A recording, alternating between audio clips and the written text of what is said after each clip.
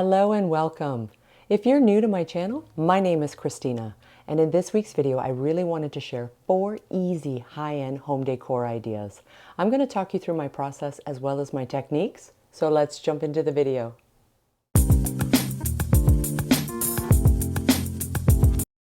I recently found these metal plated frames at a thrift shop and I thought, I wonder what I could do with these.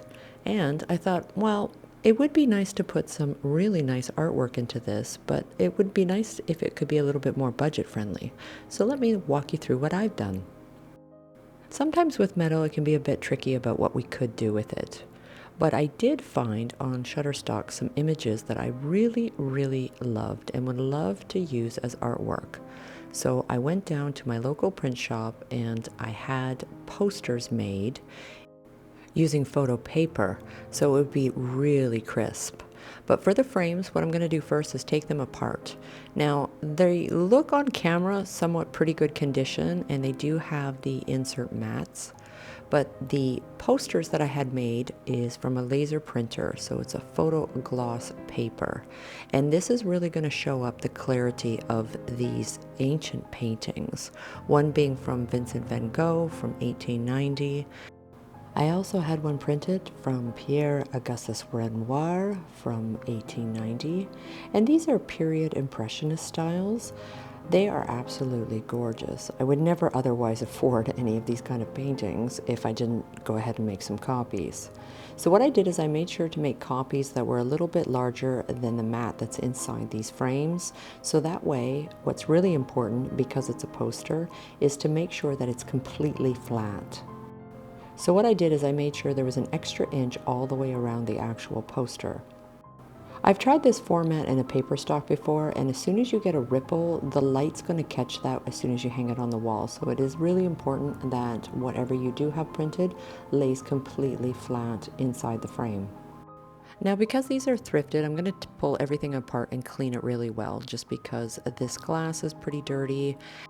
What's most important if you're going to upcycle any frame is to make sure to clean it really well, because I'm going to be using a paint onto this, and if there is any types of oils or anything that's on here, it may have a little bit of a chemical reaction and the paint may not adhere properly. So it's going to be really important to clean that. And sometimes, depending on the frame, it may be advantageous to actually lightly scuff it with a very fine sandpaper. I have all of these sample paints just because I've been redoing my house and painting everything in the house. So I like to get the samples, that way I can test out the colors. So I'm going to use some small artist angle brushes, and I think I'm just going to pop open some of the samples that I have and try and make a collection of 4 different hues, so all the picture frames won't be the exact same. But the overall color palette will have some continuity to it. Using the Benjamin Moore is actually really helpful because it's actually a paint and primer in one. So when you're dealing with these really slick surfaces, the adhesion of the paint is going to work really well. But I do highly recommend is to put your layers on fairly thin. So sometimes even 3 coats might be really helpful to get that brush stroke free look. For the art prints that I had chosen, I wanted to have a nice, slick, and modern look for the actual frames, and I was really delighted when I found these that they actually had the mats in them as well. But the chrome plates were really scratched and they were actually a little bit tarnished, so a paint job will do the trick just to give it a fresh new look. But use up what you have, so if you have some wall paints and you enjoy the colors, go ahead and use those on these metal frames.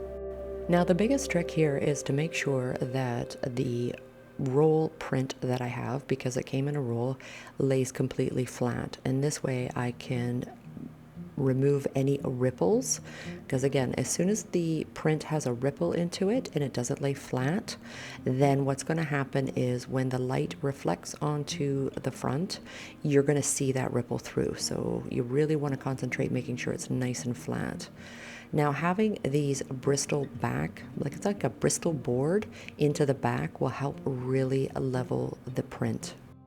If you find a thrifted picture frame and it doesn't have that, you can actually pick that up even at the dollar store and then cut it out to match your frame. This way you'd be totally guaranteed that your print will lay nice and completely flat and it will look really striking. And again, that laser jet copy really makes that color pop out. So what I want to do is kind of create this wall gallery down the stairs with these prints and these frames that I've made. So what I'm going to do is trace out the exact size of them, and then that way I can place them on the wall first. This way I can guide exactly where I want to place the frames onto the wall without being misplaced or adding additional holes because it's not in symmetry. And as well, I'm going to be going up and down the stairs, so there's going to be a bit of an angle going on. So I'm just using a craft paper, but if you have newspaper or even old wrapping paper, that's going to do the trick as well. I'm going to tape them to the wall, and this way I can measure. I actually counted all the stairs I had and then kind of figured out based on the number of steps individually where I'd want to put the actual picture frames. Then I calculated on an angle about 8 inches in between each frame, and I just put it down to an angle so they were 8 inches apart, and again just creating that symmetry. Now, because I have plaster walls, I need to be careful.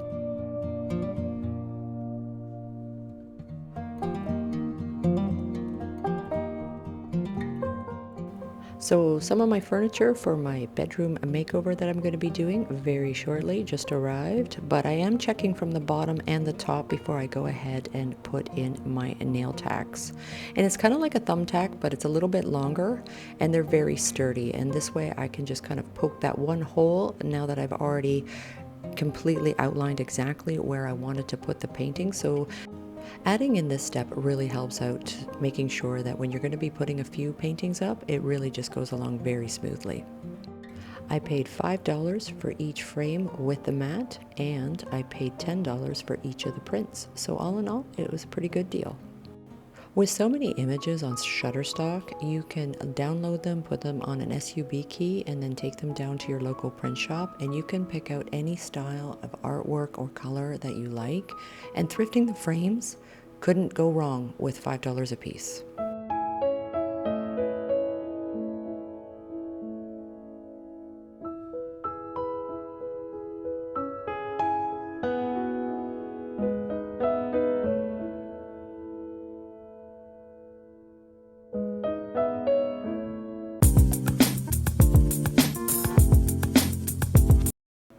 So at a local thrift shop just down the road from me, I found this gorgeous frame.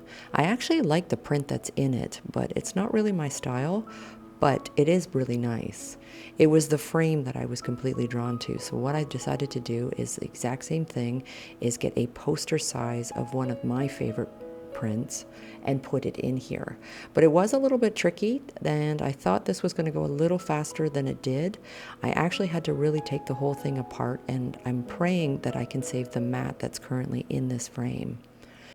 So this was professionally mounted and done, so I'm going to have to go around with all of these little staples in the back here, and I'm going to have to lift them all up and then try and get the Bristol out as well as the print on the inside. I paid $90 for the frame, and it is absolutely in mint condition. It is just gorgeous. It's all part of the fun of thrift shopping. When you go in and you find that one item and it's a really good deal, you take it and run.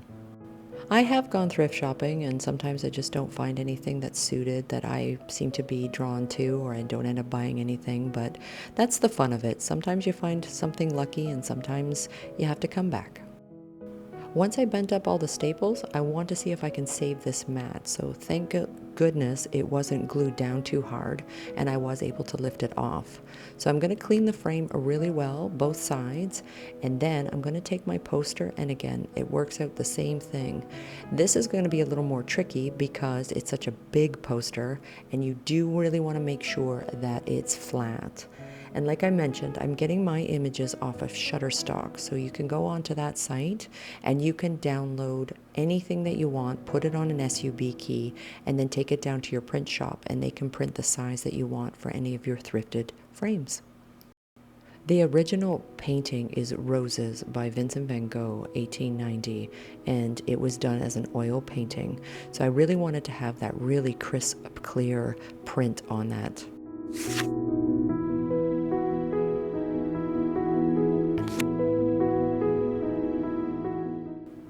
We've been repainting everything in this house, and we basically just covering it into a new canvas, and it's really fun to put some nice color elements and start to really pull the rooms together. But because this is an older house, we actually have picture rails, so we hang them with a wire and bracket.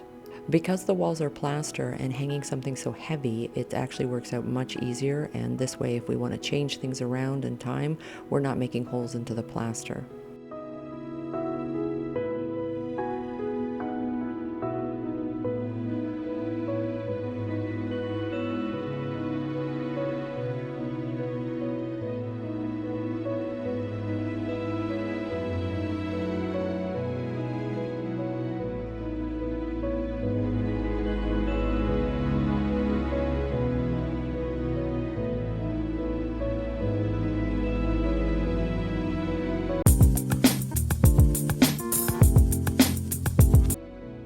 I come across tons of wood frames when it comes to old picture frames to upcycle, and you can always, of course, paint them, but there's also another little clever idea that you can do, especially when you really like the curves and the detail of the wood.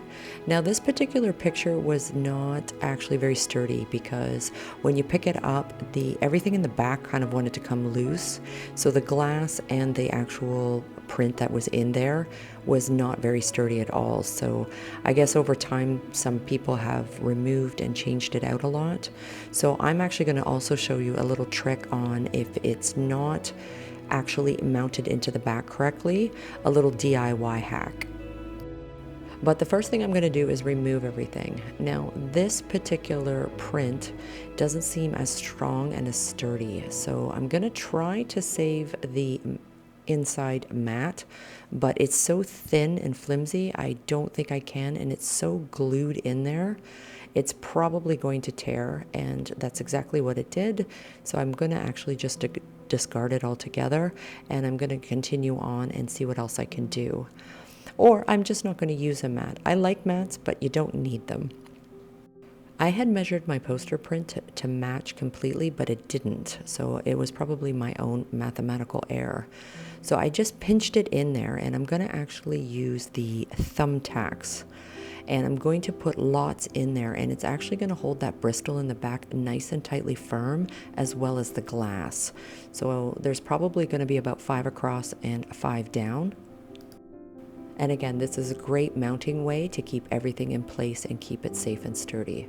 So we have a Claude Monet 1869. This is probably hands down one of my favorite. What I'm going to do to the actual wood frame is there's a lot of little knocks into the wood and the wood stain or paint that's on there. So I'm going to use gilding wax, but I want to make kind of a custom by adding a gold and a silver. Mixing it together will give me this kind of champagne-like color. Gilding wax is very forgiving and it's extremely easy to use. You can use your finger, but with the detail of this, I think I'm going to go ahead and grab a paintbrush as well. But I wanted to show you up close in detail that if you have these little knocks into the frame, by just grabbing that little bit of gilding wax, doesn't matter what color or whatever you prefer to use, you can literally just kind of glide along even with your finger and actually just kind of mask those little imperfections. There is a lot of carved detail in this particular picture frame, so I'm actually going to feather a lot of the gilding wax. So really the key is I want to hit all the high points. And it's just going to create almost this little bit of a shimmer to the entire frame, but it's still going to have a little bit of a wood look. So I'm just kind of reinventing what's already here and just trying to do my best to upcycle, but most of all, just enjoy all the detail of the frame. And I think it's actually a nice compliment to this particular print. Gilding wax kind of acts as a little bit, kind of like a metal paint, but it is a wax, so it's very, very forgiving. If you feel you've put too much on, you can just grab a little bit of moist paper towel and wipe it back. It will take a good day or so to fully cure, so there is a drying process with the gilding wax, but once it's on and it's fully cured, it does look sensational. But because it's got that metal tone to it, it's really going to pick up the light beautifully when it's sitting on a wall, and any of the lights or natural light will pick up that little bit of a metal shimmer. So I pretty much went around the entire frame, made sure to cover up any of the imperfections with the gilding wax, and then I just kind of played with it, just had some fun with it, made sure to get into all the little details all around the edges until I was happy with it. There's definitely different colors available with the gilding wax, so depending on your preferred color tones when it comes to the different types of metal hues, and mixing them up can help you play with the highlights and lowlights.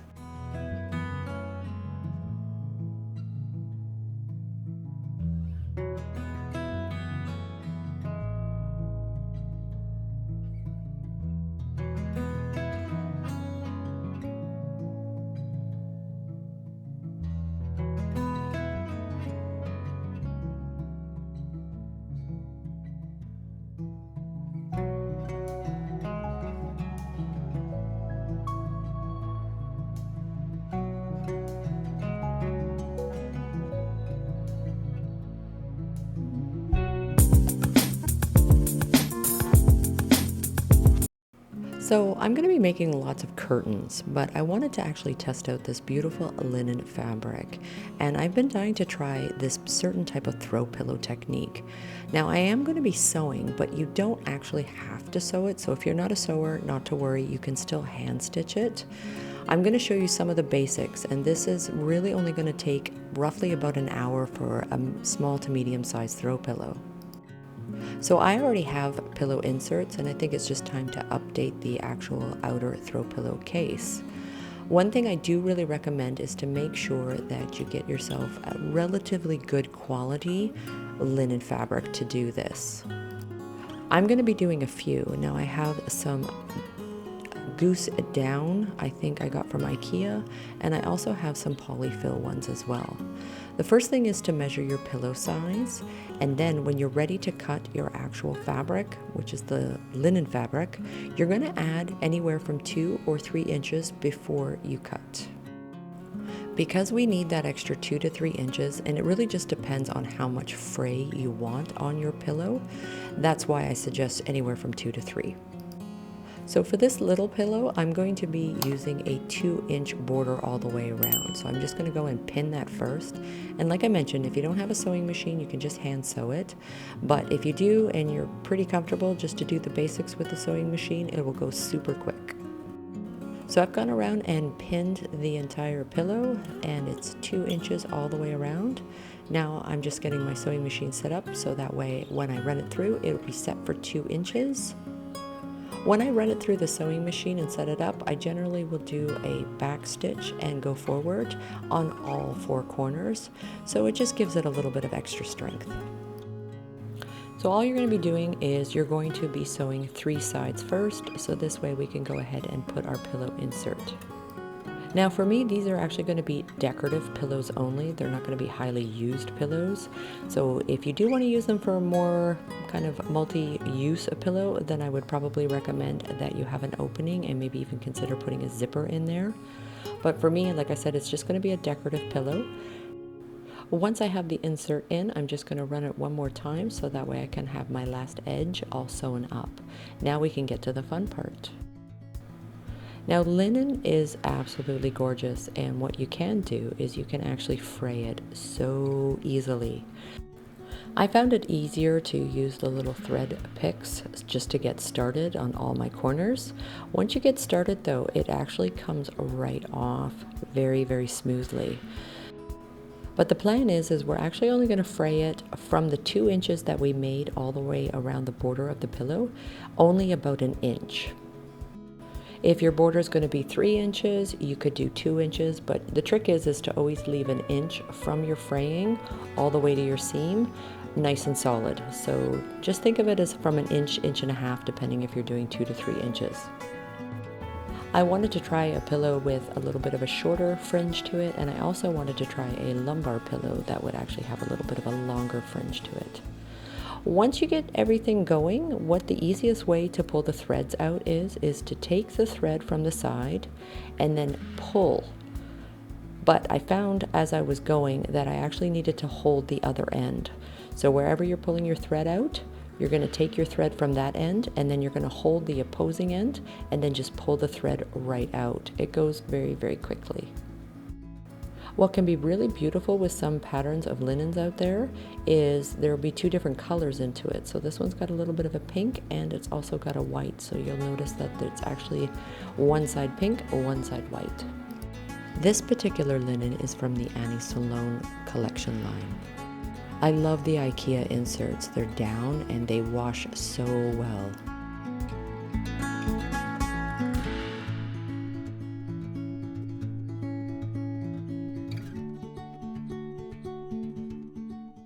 So I decided to make a lumber style pillow, and this is where I just went with the 3 inches. So I ended up fraying the 1.5 inch and leaving 1.5 inch, just so that way I could have the fray a little bit longer. So again, just measure your pillow, and then when you're making your cut for your fabric, just make sure that you're giving yourself that extra border room. And like I mentioned, once you get your fringes going, you're just going to grab a strand from one end and you're going to hold the other, and they'll pull out nice and smoothly, and it goes along very, very quickly. I am really looking forward to showing you how easy it is to make your own curtain panels with grommets.